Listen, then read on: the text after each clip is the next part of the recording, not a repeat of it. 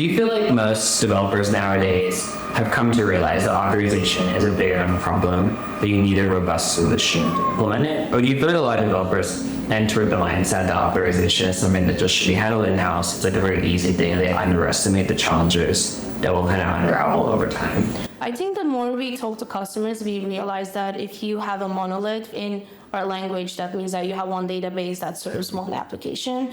People usually don't feel the pain as much, especially at the beginning, because you have very predefined roles, and you have an admin and viewer and editor, and because you only have 3 roles and maybe 3 permissions within each of those buckets, it's not that hard to write that in-house, so people don't realize that they're going to encounter pain at some point in that authorization journey.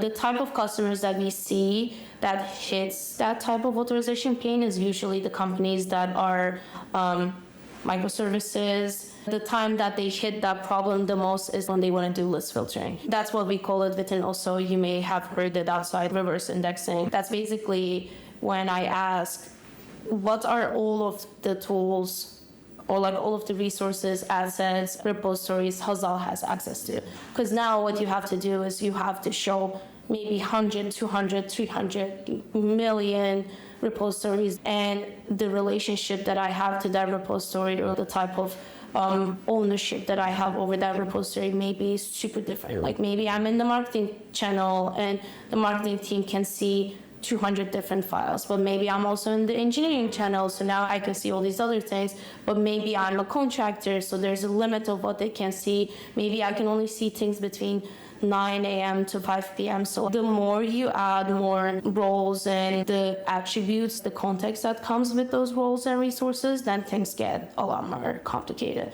So the bigger the company is, if they do a microservices architecture, the amount of data that they have to sync, if they want to centralize all of their authorization logic, then they start feeling the pain, and then they start saying, oh, maybe we shouldn't build this in-house because now we have X amount of engineers working on this full time to maintain it or even to build it initially. And that is engineering time and energy that we want to use somewhere else to make our product better.